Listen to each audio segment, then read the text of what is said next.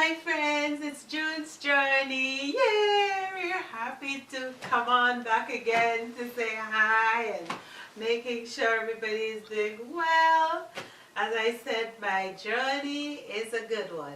So I'm happy that you guys are coming on with me and happy to see you guys again and, let's chit chat.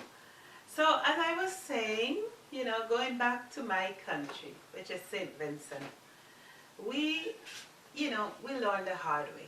We learned the old-fashioned way and all of that. So this is a little part of me now wherein back in St. Vincent how we don't have the pipe in the house or anything, so we have to go to the river and wash the clothes and everything. I can remember when my mom was teaching me how to wash. So my dad used to wear some dirty clothes to work. Because, in the mountain and stuff, they work hard, burning the coals and all of that. So when we go to the river, my mom showing me how I should start washing the clothes. And she would soap one of his shirt, but she would soap the collar. The collar, like this collar, the collar for the shirt. She would soap that collar first and say, this is what you have to wash first. So I have to wash it and wash it and wash it. I can't rinse it out. I have to keep washing until it gets clean, right?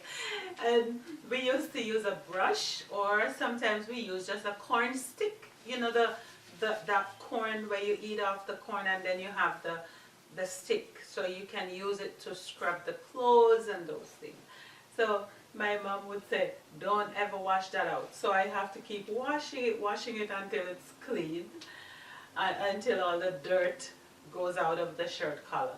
And then I'll take it back to her and she will soap the arm, underneath the arm now. I have to start washing under the arm, wash it until it's clean. Then I go back to her again, do the other arm and wash it again, same thing over. Then the sleeve, you have to start scrubbing the sleeve now. Then the whole thing, she'll soap up everything and say, don't wash it out until it's clean. So that was the hard way of learning to wash. And it was good because I grew up washing all the clothes and taking care of things when my mom and dad go to the mountain and stuff. But yeah, these are some of the things where we learn. Sometimes I talk to my children and I said, you know what?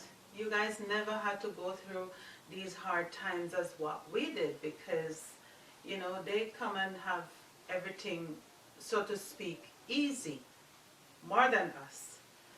Sometimes even just to start cooking, it's very hard because we have to make up the fire outside and put the pot on the fire and to cook. We have to learn to cook at a young age.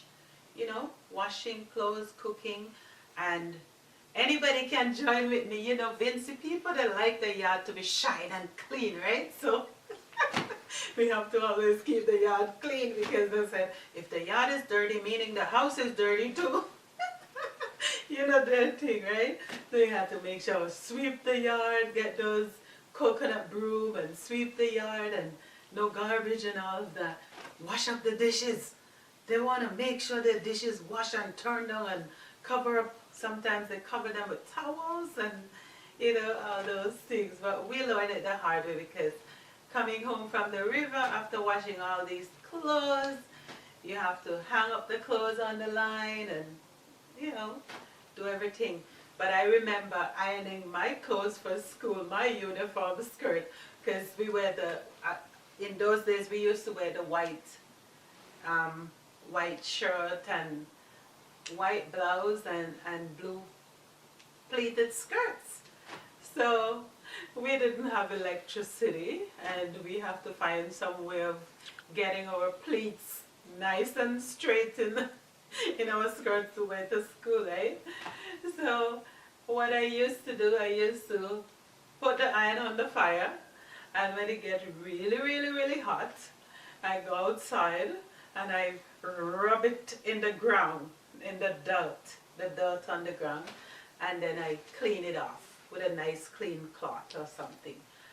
Then I will put something over my skirt, like a pillowcase or something, sprinkle the water, and then start ironing just to get my pleats them intact. You know, because going to school back home, you have to have clean nails, clean fingernails, hair combed, and your uniform has to be neat and nice. Not no pants, suit thing, dressing up, going to school. You have to look like a student, a good, decent student going to school also. So we used to do that. Not all the time you have the shoe or the slipper to wear, so sometimes we can go bare feet to school. Doesn't matter, that was just a part of the tradition. If you can't afford a slipper or a shoe, you go to school. The slipper and the shoe not gonna make you learn. Like here in Canada, they have shoes cost $165 for those Jordan, and they're not even learning much in school, you know. But this was a part of how we learned the hard way. Like, I remember I used to share a pencil with my brother. We used to cut it in half, and I get a half and he get a half, and I would put my half in my hair because I had long hair at the time. Well, I just recently cut my hair because working in the hospital, you know, it's kind of much easier for me to get to wash them more often. So, you know, we'll put it in my hair and make sure my pencil doesn't get lost. Have my books them in under my arm. I didn't even have a backpack, but I was going to school, and believe me, I was going to school for a purpose. Not to run around and play and all of that. I'm going to school to make sure I learn my lesson, right? But yeah, that was a part of growing up back home, and you know, grew up without electricity and electric stove and all of that. We cook outside in the kitchen, and you know, it was tough, but it was a good way of learning how to make ends meet and knowing how to improvise. Improvise, right? Improvise? That's what it said. Right. So I'm happy for that life too, because I've learned a lesson from that. Because if you don't have it, then nobody knows. And these are the things that are going on right now in Canada. Like a lot of people, they can't even provide food for their children or their families. And here's where it kicks in now, where if you don't really know about the hard times, then only the good times, it's going to be very hard when the hard time comes, because there's going to be famine and all kind of things soon, start happening in different part of the world, and it can happen anywhere. So, you know, knowing how to use the firewood and cook and feel good, it's still the same food, not having these spaghetti and mincemeat and all of that, but you know, the real food that you grew back home, like the sheen and the tanya, and I know in different countries they call it the cocoa and those names, but yeah, we grew those things too, and we had fun eating them because those are what we knew about. We grew the chicken, little chicken, until they become big, and you know, you can kill them and get fresh meat, not frozen chicken from how long, right? So people always stay nice and healthy. And you know, even back home, it's like, even if you're skinny, doesn't mean you're sick. You're skinny but very healthy, because people eat good, nice vegetables, and they grow the greens. Well, they call it the greens, but it's vegetables and stuff. So they grow their own lettuce and their own cucumbers and callaloo and all these different things. Everything is nice and fresh. Called it fresh because we don't have anything in freezer for how long, and then you get the water coming from the spring, from the mountain, and you know, you get nice clean water. You know, you're drinking nice fresh clean water. So it's much different now, because we don't even know where we get water from. But that was a part of it too. And we enjoy doing our dishes and all of that. So back home we'll clean our house.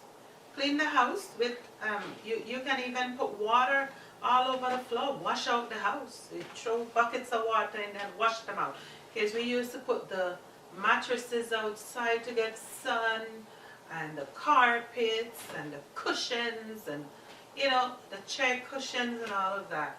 We would do all those things, and it used to be really good fun. So, you know, but now here, if you tell your children to turn on the stove, they don't even want to do that. We used to have to light the lamp at 6 o'clock, right? That's a traditional thing, eh? Make sure you light the lamp so the zombie comes in. You know, the Halloween thing, they call it Halloween here. But it's really that. They used to call it zombie, but it's like duppy thing, right? So it's been a journey, I could tell you. But listen, I still have more meat on the bone to eat. So you have to keep following me, okay? More excitement. And remember, it's June's journey. So please subscribe and like, and let's keep going with June's journey. Okay? Bye-bye. See you next time.